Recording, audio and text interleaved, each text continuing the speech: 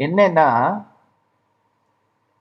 சந்திரன் இருக்கார் பாருங்க, சந்திரனுக்கு சர்வகலா எல்லா கலைகளும் பூர்த்தியா இருக்கக்கூடியவர், ஷோடச கலா பூர்ணகான்னு பேர். அதனால்தான் அவருக்கு 15 கலை முடிஞ்சு 16வது அமாவாசையோ இல்லாட்டா பௌர்ணமியோ ஆறுது. சந்திரனுடைய கிரணங்கள் நம்ம பாடியில பட்டாலோ அல்லது ஒரு மலை மேல பட்டுட்டு அந்த கிரணங்கள் நம்ம மேல பட்டாலோ உடம்புக்கு ரொம்ப நல்லது. ஒன்னே ஒண்ணு தெரிஞ்சுக்கோங்க, astronomically moon is a body that doesn't emit light of its own.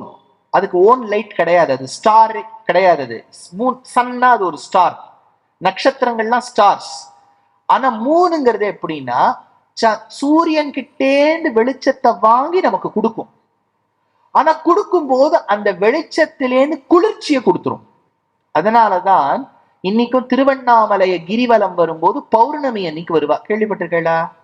ஷோலிங்கர்னு ஒரு க்ஷேத்திரம் கேள்விப்பட்டிருக்கா நிசுமனுக்கு? அதுவும் பௌர்ணமி அன்னைக்கு வருவா. ஏன்னா சந்திரனுடைய கிரணங்கள் மூலிகையில பட்டு நமக்கு வந்துதான்னு ரொம்ப நல்லது. ஒரு கல்யாணம் ஆகக்கூடிய பெண்ணுக்கு முதல் 6 to 8 வயசு வரைக்கும் சந்திரன் தான் வீட்டுக்காரர். அப்படின்னா என்னன்னா, சந்திரனுடைய கிரணங்கள் பட்டு அவ உடம்புக்கு நல்ல புத்துணர்ச்சி வர வேண்டும். வீட்டுக்காரர்னா இங்க உடனே சந்திரன் பக்கத்துல உட்காந்துப்பார், தாலி கட்டுவார்னு அர்த்தம் இல்லை இல்லையா? எத்தனையோ பேர் உபன்யாசம் ஆனோன்னு என்கிட்ட சொல்லுவா, நீங்க என் பிள்ளை மாதிரியே இருக்கு, நாளைக்கு சொத்துல எனக்கு கொடுப்பாள் பங்கு. அர்த்தம் என்னன்னா, அந்த தன்மை உங்ககிட்ட இருக்குன்னு அர்த்தம். சந்திரனை கல்யாணம் பண்ணிக்கிற அந்த பொண்ணுன்னா சந்திரனுடைய கிரணங்கள் அவகிட்ட இருக்குன்னு. அடுத்தது கந்தர்வன். கந்தர்வன் நல்லா பாடுவார். இந்த 8 வயசுலேருந்து 14 வயசு, இந்த ஸ்டார்டிங் ஆஃப் த டீனேஜ் வரைக்கும் என்னன்னா, குழந்தை எல்லாம் நல்ல பாட்டெல்லாம் கேட்கும் இல்லையா? KTVல சொப்பன சுந்தரி பாட்டு அது இதெல்லாம் கேட்டு ஜாலியா இருக்கு அந்த குழந்தைகள். அந்த ஒரு ஸ்டேஜ்ல குழந்தைகள் they would like to listen to music and dance. நீங்க உடனே அந்த குழந்தையை இழுத்து வச்சு கம்பராமாயணம் கேளுன்னா அதுக்கு என் மேல வெறுப்பு வந்துடும். என் போட்டோவை பார்க்கும் போதெல்லாம் கல்லால போட்டு அடிக்கலாம் போல. அந்த குழந்தைகளுக்கு அந்த வயசுல அடலசன்ஸ் பிகின் ஆகும்போது they will be some hormonal changes. So அவளுக்கு கொஞ்சம் பாட்டு நாட்டியம் இதுல ருச்சி வரும். பெண்களுக்கு, ஆண்களுக்கும் அதுதான், இந்த பெண்களுக்கு ரொம்ப முக்கியமா. அதனால கந்தர்வன் தான் அவளுக்கு காவலாளி. அடுத்தது ஒரு 13-14 வயசுலேருந்து ஆகி ஒரு 18-19 வயசு வரைக்கும் அக்னி தான் கணவன். அக்னி கணவன் சொன்னா என்னன்னா, அவளுக்கு உள்ளுக்குள்ள ஒரு அக்னி எரிஞ்சுட்டே இருக்கணும், நம்ம சாதிக்கணும். சார் அதெல்லாம் நீங்க இந்த மாடர்ன் ஏஜுக்கு ஏத்த மாதிரி சொல்றேன். நான் ஒண்ணு சொல்லட்டுமா? இப்போ பெண்கள் வேலை பார்க்கறான்னு நம்ம சொல்றோம், அந்த காலத்து பெண்கள் வேலை பார்க்கலையான்னு கேட்டா, அந்த காலத்துல 10 குழந்தைகள் இருந்தா வீட்டுல, அதுவே ஒரு ஃபுல் டைம் ஜாப். தனி ஜாபுக்கு அவ போவே வேண்டாம். இப்ப இருக்கிறது ஒரு குழந்தை, அரைக்கிறதுக்கு மிக்சி, அரைக்கிறதுக்கு கிரைண்டர், பண்ண தளிகை ஆத்துக்கு கொண்டு வரதுக்கு ஊபர் ஈட்ஸ், ஸ்விக்கி எல்லாம் இருக்கிறதுனால பெண்களும் ஆண்களுக்கு சமமாக உழைக்கின்றார்கள், நல்ல சாதனை படைக்கிறாங்க. அதனால இந்த நெருப்புங்கிறது எரிஞ்சுட்டே இருக்கணும் இல்லையா, அதுதான் அக்னி. அதனால 3 பேர் இவளை பாதுகாத்து இவ ஃபுல் ஃபிளெஜ்டு உமனா இருக்கா சார், இப்போ சுரேஷ் கல்யாணம் பண்ணிக்கோங்கோ அப்படின்னு சொல்றது இந்த மந்திரம். இதுதான். இது அவருக்கு ரொம்ப அசிங்கமா இருக்கும் இந்த மந்திரத்தை கேட்டா இல்லையா? அவர் என்ன பண்ணணும், இந்த உபன்யாசங்கள்லாம் கேட்கக்கூடிய அவருடைய குடும்பத்தார்கிட்ட சொல்லணும், நீங்கள்லாம் கேட்கிறீங்களே உங்க கருத்தை வாங்கிக்கணும். எதுக்கு இதெல்லாம் சொல்ல வந்தேன்னா, எந்த சனாதன தர்மம் பொறுமையோடு இருக்கும், நம்ம ஒரு மதம் தான் சார், எந்த ஒரு மதத்தையும் புண்படுத்தாத மதம் சனாதன தர்மம். ஏன், அதுவும் கடவுள் தானே, இதுவும் நல்ல வழிதானே அப்படின்னு சொல்லக்கூடிய உயர்ந்த எண்ணமுடைய மதத்துல நம்ம இருக்கோம். எந்த ஒரு மதத்தையும் இழிவுபடுத்தி சொல்றதோ, எந்த ஒரு கடவுளை மட்டப்படுத்தி சொல்றதோ, உருவத்தோட வழிபடுறாளா வெரி குட், உருவம் இல்லாத வழிபடுறாளா வெரி குட், இன்னார வழிபடுறாளா வெரி குட், இந்த பேர் வச்சிருக்காளா வெரி குட், ப்ராப்ளமே இல்லாத மதம் நம்ம மதம். இது இல்லைன்னா தலையை விட்டுடுவேன், அது இல்லைன்னா குண்டு வச்சிருவேன் அப்படிங்கிற மதத்துல நம்ம அந்த எண்ணமே நமக்கு வராது. இன்னைக்கும் ஒருத்தர் என்கிட்ட கேட்டார், சார் நீங்க சர்ச்சை பார்த்தா என்ன பண்ணுவேன்? அதுலயே இருக்கிறது என் நாராயணன் தான் நான் எண்ணத்துல போவேன். அப்படிதான் எனக்கு பிரகலாதன் என்ன சொன்னா, சர்வத்திர அஸ்தி சதா அஸ்தி, இந்த தூணிலேயே இருக்கார், இந்த துரும்புலயே இருக்கார். அப்பேற்பட்ட உயர்ந்த எண்ணமுடைய மதத்துல நான் வந்திருக்கேன். என்னால இன்னொருத்தர மட்டமா நினைச்சு பாக்குற பிளட்டே எனக்கு கிடையாது. சரி, இந்த மதத்துக்கு மாறி வரலாமா? இந்த மதத்துக்கு மாறியே வர முடியாது. you can never become a Hindu, you have to live like a Hindu. இப்ப வேணா அது மாறுறதுக்கு இந்த சமாஜ் அந்த சமாஜ் இருக்கே ஒழிய யூ கேன் நெவர், யார் வேணாலும் இந்த மதத்தை ஃபாலோ பண்ணலாம். Open philosophy sir. சங்கரர் அத்வைத்தம்னு கொடுப்பார், ராமானுஜர் விசிஷ்டாத்வைத்தம். உங்களுக்கு எது பிடிச்சிருக்கோ யூ கேன் டேக் இட். என்ன ஒரு ஆப்ஷன்ஸ் இருக்கு நம்ம மதத்துல. சார் எனக்கு கடவுளை உருவம் இல்லாமல் வழிபடணும், ஓகே. உருவத்தோட வழிபடணும், ஓகே. இந்த பேரை சொல்லணும், ஓகே. எவ்வளவு ஈஸியான மதம். ஒருத்தர் கேட்டார், சார் மற்ற மதங்கள்லாம் போனா ஒரே புஸ்தகம் தான் சார் இருக்கு. இவரை கேட்டா ஒரு புஸ்தகங்கிறார், அவரை கேட்டா ஒரு புஸ்தகங்கிறார், இன்னொருத்தரை கேட்டா ஒரு புஸ்தகங்கிறார். சனாதன தர்மம் ஹிந்துயிசம் கேட்டா என்ன சொல்லுவோம்? கம் வெல்கம் டு மை லைப்ரரின்னு சொல்லுவோம். நமக்கு ஒரு லைப்ரரியே இருக்கு. அதுலயும் ஒரு புஸ்தகங்கிறதுல வேதம் 4 இருக்கு, வேதாங்கங்கள் 6 இருக்கு, இதிகாசம் 2 இருக்கு, புராணங்கள் 18 இருக்கு. அதுலயும் சம்ஸ்கிருதம் தனியா இருக்கு, தமிழ் தனியா இருக்கு. என்ன ஆப்ஷன்ஸ். நம்ம இந்த உள்கருத்தை வாங்கினோம்னா இந்த மாதிரி ஒரு ஒரு லிபரல் மேக்னானிமஸ் ஓப்பன் மைண்டட் மதத்துல நம்ம பிறக்கிறதுக்கு எவ்வளவு புண்ணியம் பண்ணிருக்கணும் தெரியுமா? எந்த ஒரு மதத்தையும் மட்டமா பார்க்காத ஒரே மதம் சனாதன தர்மம். அதனால அந்த மந்திரத்துக்கு கொஞ்சம் மட்டமா இருக்குன்னு ஒருத்தர் சொன்னார் பாருங்க, அவர்கிட்ட போய் இதை அனுப்புங்க.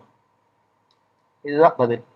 அதனால அந்த சீதா பிராட்டி சாக்ஷாத் மூலிகைகளுக்கு இருப்பிடம். அவர் ராமரை கட்டி பிடிச்சுண்டாள். கட்டி பிடிச்சுண்ட உடனே என்னாச்சு, இவா 2 பேரும் சந்தோஷமா லக்ஷ்மணனோட பர்ணகசாலை போயிட்டா.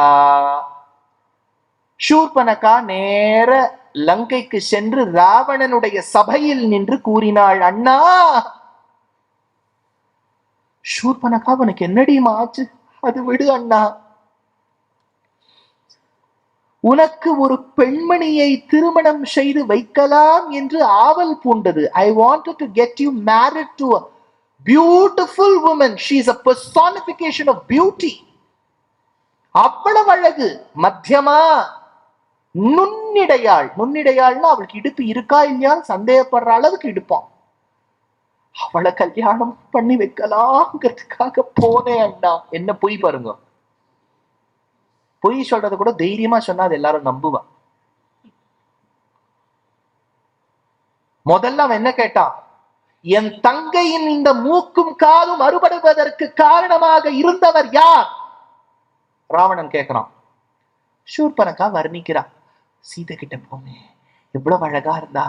ஐயோ, அந்த திருமுகம் அப்படியே சந்திரன மாதிரி இருக்கும்னா, மூக்கு எள்ளு பூ மாதிரி இருக்கும், வாய்ங்கிறது கொப்பை செவ்வாய் பவழத்தை அரைச்சு விட்டா மாதிரி இருக்கும், கண்கள் பூத்த தாமரை மாதிரி இருக்கும்னா, கேசங்கள் ஒன்னொன்னும் பார்த்தா வண்டுகள் ஹிரீங்காரம் பண்ணக்கூடிய அளவுக்கு கந்தம் இருக்கும் அண்ணா, கழுத்து சங்கு கழுத்து, மார்பகங்கள் கீழே இருக்கக்கூடிய இடுப்பு நுண்ணிய இடை, அழகான தாமரையை ஒத்த கைகள், அவ ஆடைய சாத்தின் இருக்கிறது, அவ உடம்போடு ஒட்டின் இருக்கிறது எவ்வளவு அழகா இருக்கும் தெரியுமா அண்ணா? அப்படியா அப்படியா அவன் கேட்டு இருக்கான். முதல்ல என்ன கேட்டா, என் தங்கையின் மூக்கும் காதும் மறுபடுவதற்கு காரணமாக இருந்தது யார்? அவ வர்ணனை எல்லாம் பண்ணி முடிச்ச உடனே யாரவள் கேக்குறான். அது அப்படியே கம்பர் எடுக்கிறார். கரனையும் மறந்தான். கரன்கிறவன் இவனுடைய தம்பி, செத்து போயிட்டான். கரனையும் மறந்தான், தங்கை மூக்கினை கடிந்ததும் நின்றான். தங்க மூக்கு 68 மறந்தாச்சு. உரனையும் மறந்தான், உற்ற பழியையும் மறந்தான், வெற்றி அரணையும் கொண்ட காமன் நம்பினால் முன்னை பெற்ற வரனையும் மறந்தான். எல்லாத்தையும் மறந்துட்டானா. கேட்ட மங்கையை மறந்திலாதான். ஆனா கேட்ட அந்த சீதையின் வர்ணனைய மட்டும் மறக்காம இருக்கானா. அதை சொன்ன உடனே என்ன பண்றதுன்னு யோசிச்சான். அப்பதான் அவனுடைய சொந்த மாமா, அவனுடைய மாமா எல்லாம் எந்த மாதிரி இருக்கும், இவன மாதிரிதான் இருக்கும். இல்ல இதுக்கெல்லாம் ஒரு வாட்ஸ்அப் குரூப்பே இருக்கு, V5 V4 இல்ல இந்த மாரீச்சன், எல்லாம் இந்த rowdy elements, cutting Ravi, Chhota bottles, Aegan, Kabali, ஒரு பெரிய ஒரு லிஸ்ட். நேரம் மாரீச்சன் கிட்ட போனா. இந்த மாரீச்சன் யாருன்னா, அந்த யாக சம்ரக்ஷணத்துல ராமர் சுபாகுவை கொன்னுட்டு மாரீச்சனை ஓட்டி விட்டார் பாருங்க. அவன் இப்ப சன்னியாசி ஆயிட்டான். ராமன் கிட்ட அடிப்பட்டதுல என்ன எடுத்து மாரீச்சன் நல்லவனா மாறிவிட்டான். அவன் உட்காந்து தவம் பண்ணிட்டு இருக்கான். இப்ப மாரீச்சனுடைய பர்ணகசாலைக்குள்ள ராவணன் பிரவேசம் பண்றான். அப்ப மாரீச்சன் வரவேற்கிறான். வருமான சொல்றான், கந்தமலர் தன் கற்பக நிழல் தலைவர்க்கும் அந்தனர்க்கு அஞ்ச அடுக்கும் அரசு ஆழ்வாய், இந்த வனத்து எண்ணின்னல் இறக்கைக்கு எளியோரின் வந்த கருது ஏது சொல்லுதி என்றான் மருகில் நின்றான். அப்பா என்னப்பா காரணம்? வாப்பா உள்ள, Ravana come please come. Ravanan உள்ள பிரவேசம் பண்றான். பண்ண உடனே சொன்னா, மாரிச்சா மாமா எப்படி இருக்கே? நல்லா இருக்கேன்ப்பா, நல்லா இருக்கேன், நல்லா இருக்கேன். அதாவது இந்த ராமன் ஒருத்த இருக்கா இல்லையா அப்படின்னு ஆரம்பிச்சான் ராவணன். படார்னு இருக்கிற இருக்கையிலேருந்து கீழே விழுந்துட்டான் மாரீச்சன். என்ன மாரீச்சரை ஏதாவது தப்பா சொல்லிட்டேன்னா? இல்லப்பா, ரகாராதினி நாமானி, ர அப்படிங்கிறதுல இருந்து ஆரம்பிக்கிற வார்த்தை எது சொன்னாலும் நான் பயந்துடுறேன். ராவணனுக்கு ஒரே பெருமை, தம் பேரும் ராவணனோனோ என் பேரை சொன்னதுனால பயந்துட்டேல. ஐய, உனக்கெல்லாம் யார் பயப்படுவா? ராமன்னு சொன்னியோனோ ரகாராதினி நாமானி டமான்னு கீழே விழுந்துட்டேன். சரி, அந்த அவன் பேரை சொன்னியே, அவனுக்கு என்ன பண்ணணும்னு கேட்டான். ராமனுக்கா? ஐயோ, அந்த பேரை சொல்லாத, என்ன பண்ணணும்னு சொல்லு.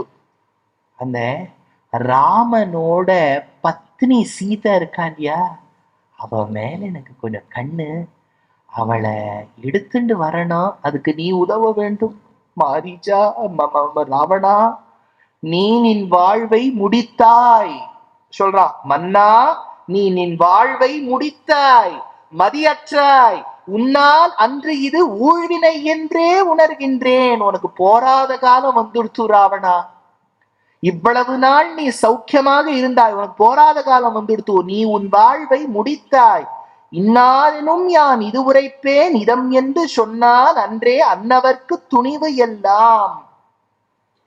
மன்னா, உனக்கு ஏதோ கேடு காலம் வந்துடுத்து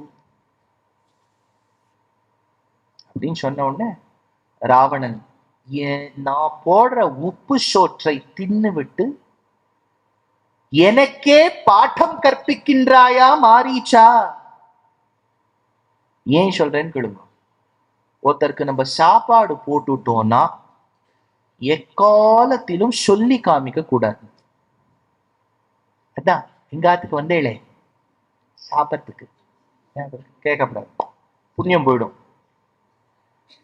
மாத்தி ஒருத்தர் வீட்டுல நம்ம சாப்பாடு சாப்பிட்டுட்டோம்னா அவளுக்கு ஒரு நாளும் தீங்கு நினைக்க கூடாது. உப்பிட்டவரை உள்ளளவும் நினை, ஒரு நாள் அவளுக்கு நன்றி. மாறிச்சுன்னு சொல்லிட்டா, எப்ப நீ போட்ட சாப்பாட்டுக்கு எனக்கு கணக்கு காமிச்சுட்டியோ, நான் உனக்கு உழைச்சுட்டு செத்து போவேன். ஆனா ஒண்ணு ராவணா, நீ கேட்டேங்கிறதுக்காக நான் ராமன் முன்னாடி போய் பொன்மானா நிப்பேன். ஆனா இன்னைக்கு நான் எப்படி செத்து போவேனோ அது மாதிரி நாளைக்கு நீ செத்து போவடா அப்படின்னு சொல்லி. எப்படி போனார்? காயம் கனகம் மணிகால் செவிவால் பாயும் முருவொடு இது பண்பு எனவால் மாயம் எனல் அன்றி மனக்கொள்ளவே ஏயும் இறைவு ஐவுரு என்று அளவே. ரத்தினங்கள் பொதித்த ஒரு பொன்மான் வடிவு கொண்டு சென்றானாம் மாரீச்சன். அந்த மான் கிச்சன் கிட்ட நிக்கிறது. சீதா பிராட்டி பார்த்தா, அது ஓடுறது. பெட்ரூம் கிட்ட போகுது, அங்க போறது, ஐயோ இங்க வருது, எங்கிட்ட ஹால் கிட்ட வருது, அப்படி இப்படி சுத்தி சுத்தி சுத்தி வெளியில சொல்றா, ராமா அந்த மான பாரு, அந்த மான பாரு, அந்த மான பாரு. லக்ஷ்மணன் பக்கத்துல இருக்கிறவர், அந்த மான பார்க்க சொல்லாதீங்கோ, அந்த மான் வரைக்கும் போவேள். அதனால அந்த மான பாரு, எனக்கு அந்த மான வாங்கி கொடு. ராமர் யோசிச்சார். சீதை கல்யாணமாகி ஒரு நாள் ஒண்ணு வேணும்னு கேட்டதே கிடையாது. அவர் கிரெடிட் கார்டை யூஸே பண்ணது கிடையாது. பேங்க்காரன் போன் பண்ணி, சார் நீங்க தானா ராம தசரதன், உங்க பேரை செக் பண்ணிக்கலாமா sir? First name Ram, second name Dasharathan, கார்டை யூஸே பண்றது இல்லையே சார். ஏன் சார்? அவர் சொல்வார், என் பத்னி ஒண்ணுமே கேட்கறது இல்லையம்மா, முதல் முறையா லக்ஷ்மணா என்ன மான் கேட்டிருக்கா. அப்போன்னு லக்ஷ்மணன் பார்த்து சொல்றார், அண்ணா கொஞ்சம் ஜாகிரத, இந்த மானை பார்த்து ஏனைய மான்கள்லாம் முகர்ந்து பயந்து ஓடுறது. Something is wrong with this மான். அதெல்லாம் விட்டுடு லக்ஷ்மணா, எனக்கு சீதா கேட்டுட்டா, அதனால இதை வாங்கி தரணும். மந்திரத்து இளையோன் சொன்னவாய் மொழி மனத்து கொள்ளான் சந்திரர்க்கு உமை சான்ற வதனத்தான் சலத்தை நோக்கி சிந்துர பவழ செவ்வாய் முருவலன் சிகர செவ்வி சுந்தர தோழினான் அம்மானினை தொடர்ந்தலுற்றான். அம்மான தொடர்ந்து ராமர் போறார், without even realizing that he is seeing Sita for the last time. திரும்பி வரும்போது சீதை இங்க இருக்க மாட்டாளே, பிரிஞ்சு போறார். அந்த இடத்த போகும்போது ராமர் ஓடுறார் ஓடுறார் ஓடுறார் ஓடுற, மானம் ஓட இவரும் ஓட, மானம் ஓட இவரும். ராமர் பார்த்தார், இன்னும் மானம் வந்து சும்மா விடப்படாதுங்கிறதுக்காக அம்பு எடுத்து அடிக்கலாம்னு போன, அடிச்சுட்டார். மான் அப்படியே சுருண்டு விழுந்தது. ஆனால் இறந்து போகும் தருவாயில் கூட நன்றி கடனை மறக்க கூடாது என்கின்ற எண்ணம் பூண்ட மாரீச்சன் ராமரின் குரலில் உரத்த கூறினான், ஹா சீதே, ஹா லக்ஷ்மண. சீதா லக்ஷ்மணான்னு ராமர் குரல்ல கத்துறார். சீதைக்கு இங்க காதுல விழுது, லக்ஷ்மணா உங்க அண்ணாக்கு என்னமோ ஆயிடுத்து லக்ஷ்மணா, நீ போ லக்ஷ்மணா, அவரை காப்பாத்தேன் வா. மதனி, இவ்வளவு வருஷம் எங்க அண்ணாவோட வாழ்ந்திருக்கேன், இதுதானா நீங்க அண்ணாவை பத்தி புரிஞ்சுண்டது? அவர் அஜாத சத்ரு மன்னி, அவரை ஒத்தராலே அவரை ஜெயிக்கவே முடியாது. அவர் அப்பேற்பட்ட அஜாத சத்ரு, அசகாய சூரன், அவருக்கு ஒண்ணு ஆகாது மன்னி. ஒரு பகல் பகழ்ந்தினார் உயிரை இவரால் பெருமகன் உளை குரு பெற்றி கேட்டும் நீ வெறுவலை நின்றனை வேறு என் யான் இனி எரியிடை கடிது விழுந்து இறப்பின் ஏண்டு என. நீ மட்டும் நான் சொல்லி இந்த இடத்தை விட்டு போல லக்ஷ்மணா, நெருப்புல நான் இப்பவே குதிப்பேன். மன்னி, என்ன மன்னி இப்படி பேசுறேள்? இந்த இடத்துல போய் அண்ணா அங்க ஒண்ணு ஆயிருக்காதோ மன்னி. புரிஞ்சுடுத்து லக்ஷ்மணா, புரிஞ்சுடுத்து. இவ்வளவு நாள் மன்னி மன்னி என்ன வேணும்னு கேட்டு கைங்கரியம் பண்ண உனக்கு என்ன தெரியுமா? உங்க அண்ணா எப்போ இந்த இடத்தை விட்டு போவார், எப்போ நீ என்னோடு உறவு கொள்ளலாம்னு காத்துன்னு இருக்கியே ஈனப்பிறவியோடு கூடியவன்.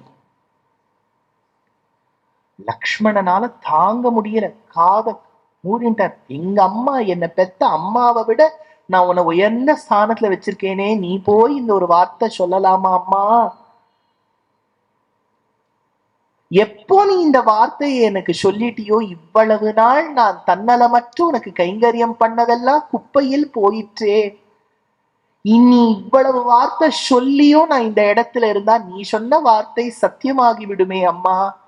அதனால தாயே, திரும்பி உன்னை பாப்பேனான்னு கூட எனக்கு தெரியல அம்மா, இந்த வனதேவதைகள் உன்னை காப்பாத்தட்டும் அப்படின்னு சொல்லிட்டு ரெண்டு கையும் கூப்பி லக்ஷ்மணன் போறார். அதை வர்ணிக்கிறார். போகின்றேன் அடியனேன் பொருத்தி வந்து கேடு ஆகின்றது, அரசன் தன் ஆணை நீர் மறுத்து ஏகு என்கிறார், இருக்கின்றீர் தமிர் என்று பின் வேகின்ற சிந்தையான் விடை கொண்டு ஏகினான். லக்ஷ்மணன் வந்து சீதையை விட்டு பிரிஞ்சு போகும்போது அழுதுண்டே போனார். எப்படி போனார் கம்பர், ராமரை விட்டு சித்திரக்கூட்டத்துல பரதன் பாதுகைய வாங்கிட்டு திரும்பி திரும்பி ராமரை பார்த்துட்டு எப்படி அழுதுண்டே போனானோ அந்த மாதிரி போனானாம். ஒரு மகள் தனிமையை உன்னி உள் உறும் பருவரல் மிதிடை பதைக்கும் நெஞ்சினால் பெருமகன் தன்னை தனி பிரிந்து பேது உறும் திருநகர் திரு அப்பரதன் செய்யான் அப்படின்னார். அப்போ சீதை அந்த இடத்துல அப்படியே கதறிண்டு நின்றுட்டு இருக்கா. ஐயோ, ராமனும் போயிட்டானே, லக்ஷ்மணனும் போயிட்டானே.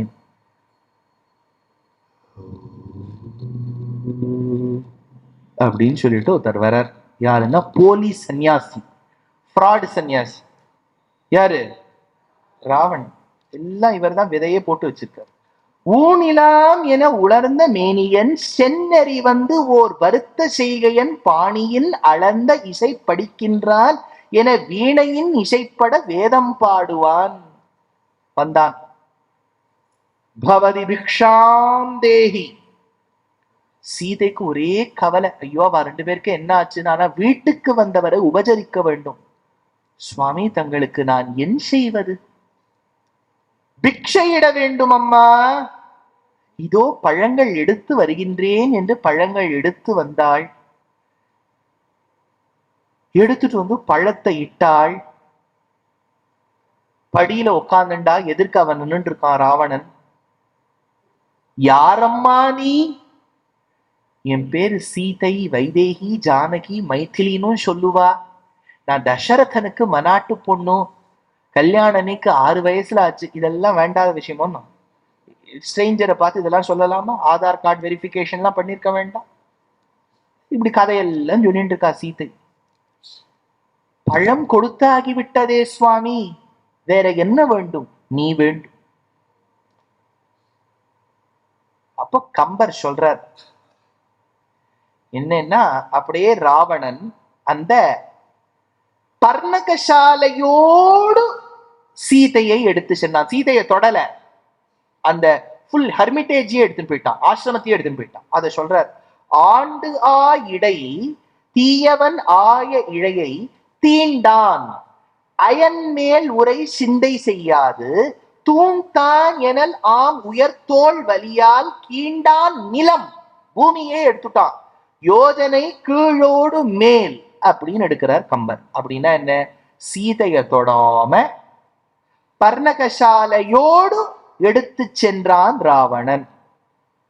ஆனா வால்மீகி ராமாயணத்துல மூலத்துல அப்படி இல்லை. என்ன சொல்றார் வால்மீகி?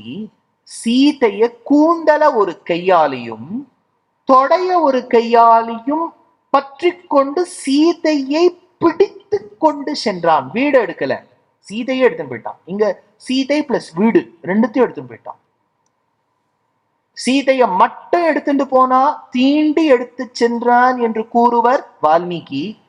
தீண்டாமல் பர்ணகசாலையோடு கவர்ந்து சென்றான் என்று கூறுவர் கம்பர்.